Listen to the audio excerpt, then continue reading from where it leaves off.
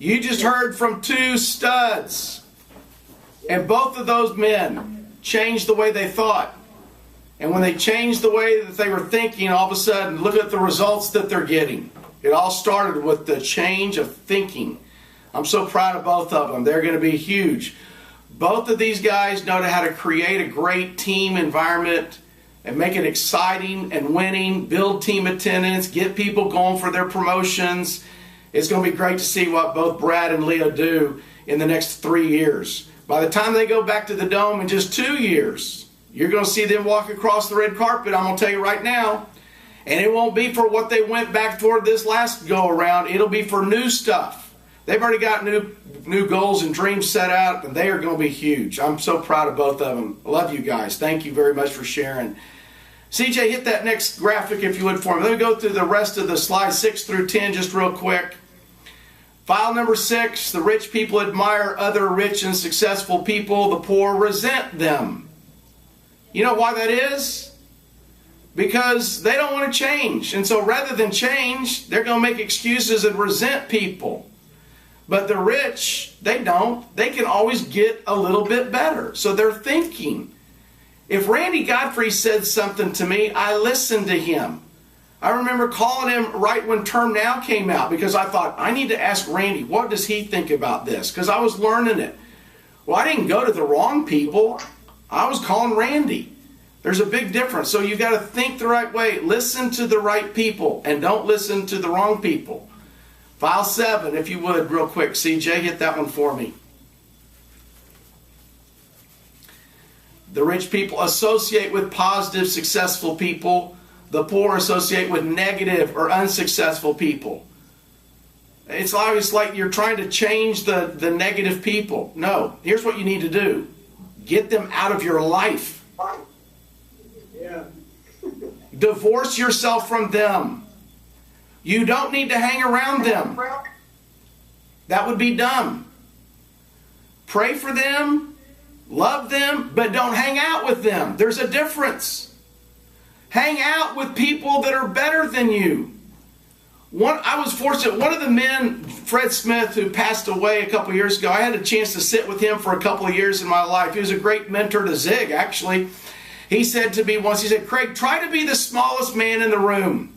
He goes, it may be a little bit hard on your ego, but it's going to be really great on your growth. Because if you're the smallest fish in the sea, I can only go up. I thought, wow, that is profound. So you want to start cultivating relationships. Reach up. Don't reach the other way. File number 8, CJ, if you'd hit that for me. Good, can you hear us? Yes, can you hear me? Yeah, you blinked out for a second. Sorry about that. Okay, no problem, buddy. Good. File number 8, if you would, CJ. Rich people are bigger than their problems. Bottom line, poor people are smaller than their problems. How true that is. We all have problems. You're either bigger than your problems or you're smaller than your problems. One of the guys that influenced me when I was 42 years old was a guy by the name of John Maxwell. And he told a story that I'll never forget. He said, problems happen to everybody. That's just a way of life. He goes, managers focus on problems. Leaders focus on creating momentum. And there's a world of difference between the two. And he used this story to illustrate it. He said, let me give you an example. Let's say you've got some train just rolling down the tracks about 80 miles an hour, and all of a sudden it hits this 5-foot concrete steel wall, enforced. It busts through that and keeps on going, and the conductor goes, did we hit anything back there? What was that? Because it had such momentum, it didn't even notice it hardly.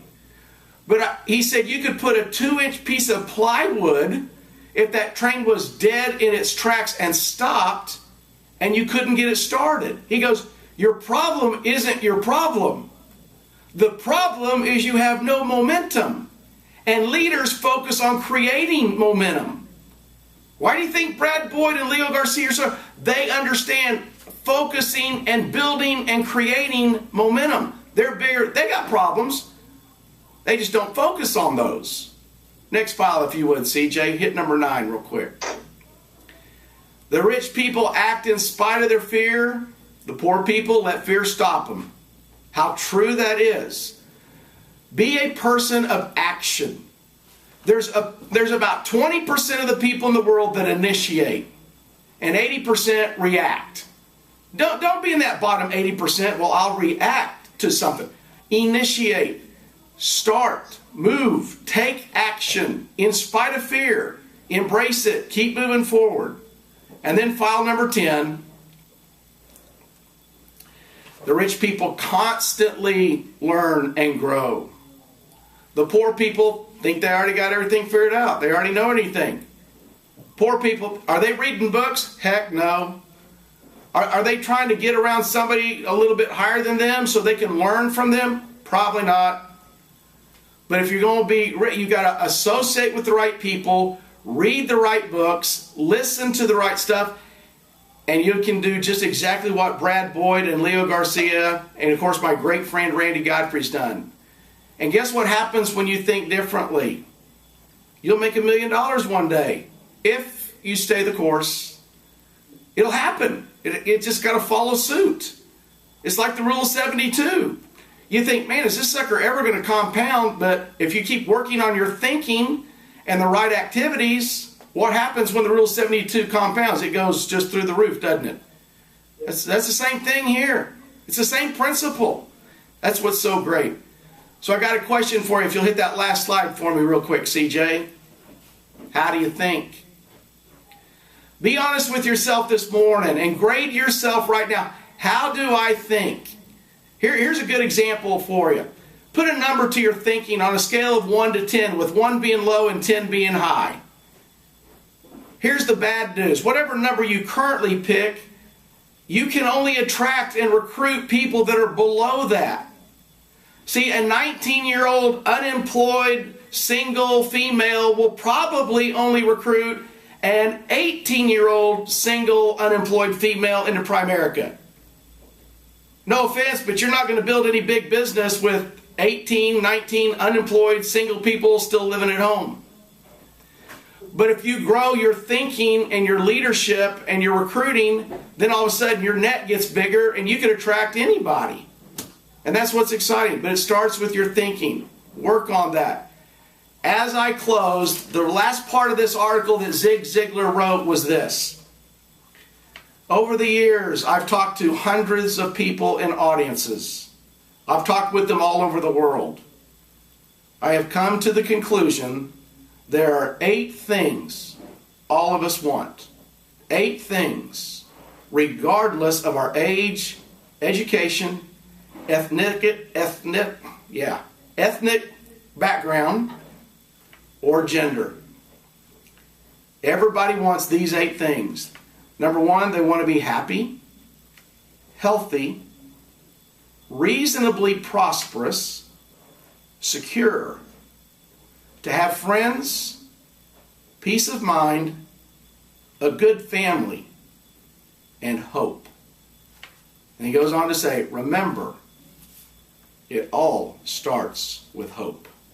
God bless you. Thank you very much for letting us share with you guys this morning. All right.